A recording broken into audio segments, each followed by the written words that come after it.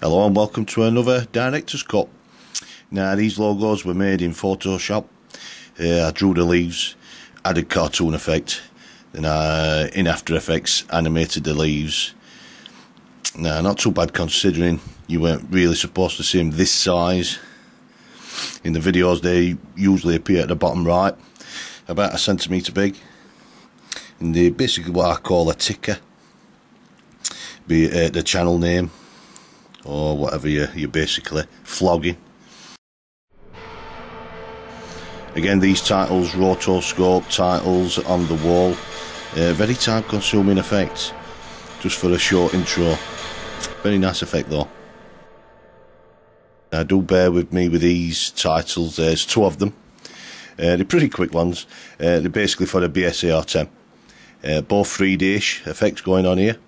A really easy effect to do.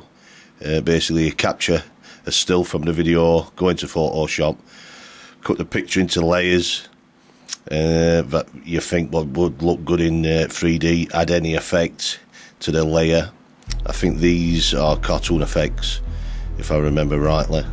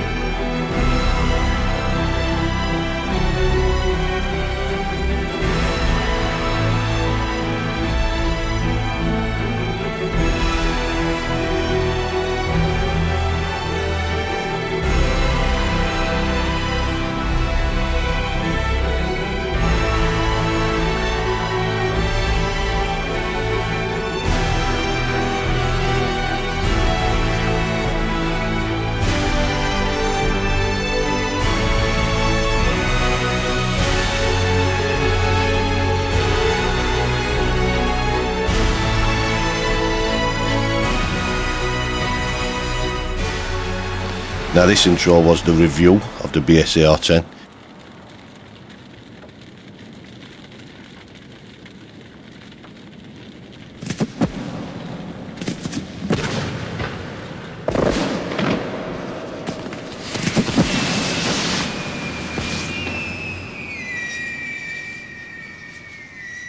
I much prefer this one to the other one. I was going for a flip up book effect. Really severe 3D effect on the pics. I like this one better than the other. Really nice, simple effect.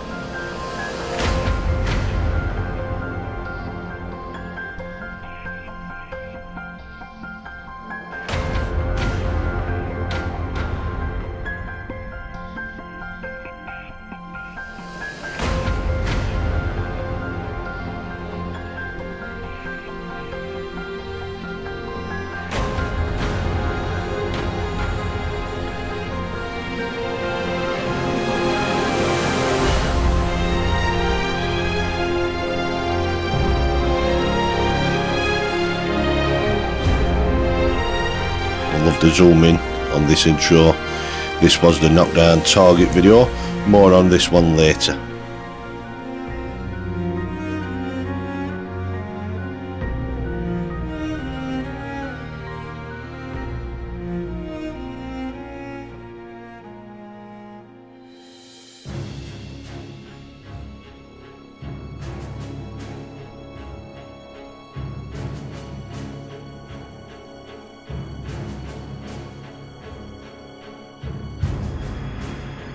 Another simple effect done in After Effects, the titles in its own 3D space, so they appear behind me.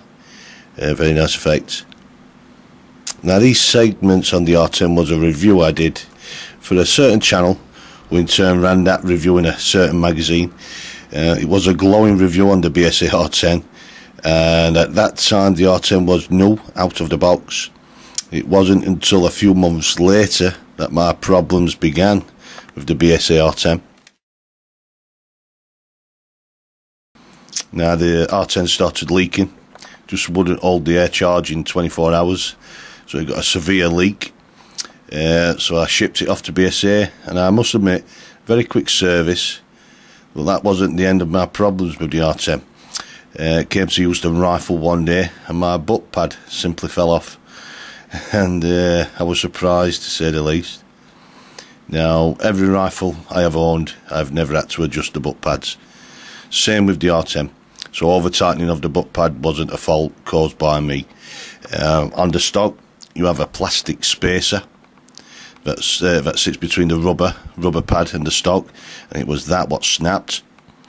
Now, looking closer at the brake, there were air bubbles inside the plastic mould. Now I'm not no plastic expert, but I was certain maybe that was the weak point in the butt plate. But what upset me more was BSA's way of fixing the problem. It wasn't a simple matter of sending out a replacement plastic insert. According to BSA, the whole stock had to be replaced, which I find strange. I spent many an hour on the stock, plenty of walnut oil, etc. And the stock was really nice finish, nice grain. So I sent the stock off, never to be seen again. And had the new stock arrived, which I hated. It was too light for me. The grain wasn't as nice as the old one. Really petty things, really, but for me it changed the whole rifle. It just seemed it was just another rifle. So with the leaky valve and the stock problems, I was getting a bit disheartened with the R10. Don't get me wrong, after the fixing of the R10, it was one of the most consistent rifles I have shot. But to be honest, my faith in the brand had been tested. And this was a Mark II as well, where supposedly BSA had learned from the problems from the early Mark Is. So in the end, I sold the R10 and went for the Viroc HW100S, which will be coming in a review pretty soon. Do keep an eye out for that.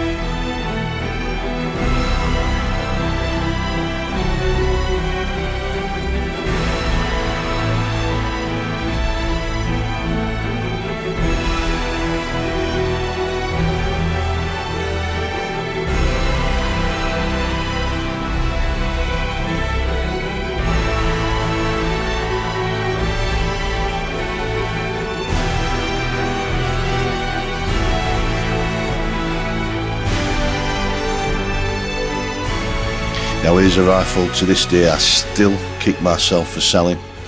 The BSA Superten Mark III bull barrel in .22 calibre. Never had any trouble with this rifle, consistent, accurate rifle. Incidentally, don't use trees for target backstops. Luckily for me, this woodland was due to be cleared, so marking the trees with lead wasn't really a problem here. I think a cowshed's here now, actually. Now, a quick word on the editing. here, one camera, 3 angles, and always remember the continuity between camera angles. Use certain heights, low shots, sometimes shots off a tripod. Devil's in the details, that's what I always go on.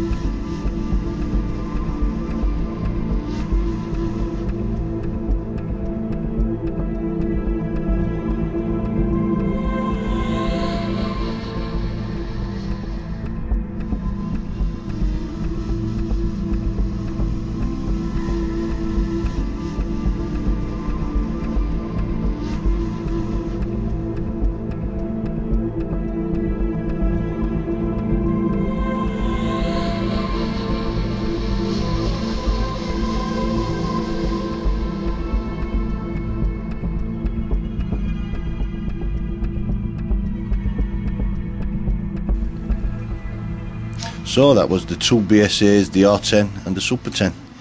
Now if I could rewind time, if I am honest, I would have stuck with the Superten and not even bothered with the R10. But hindsight's a great thing. So until next time, happy hunting, be safe, bye bye.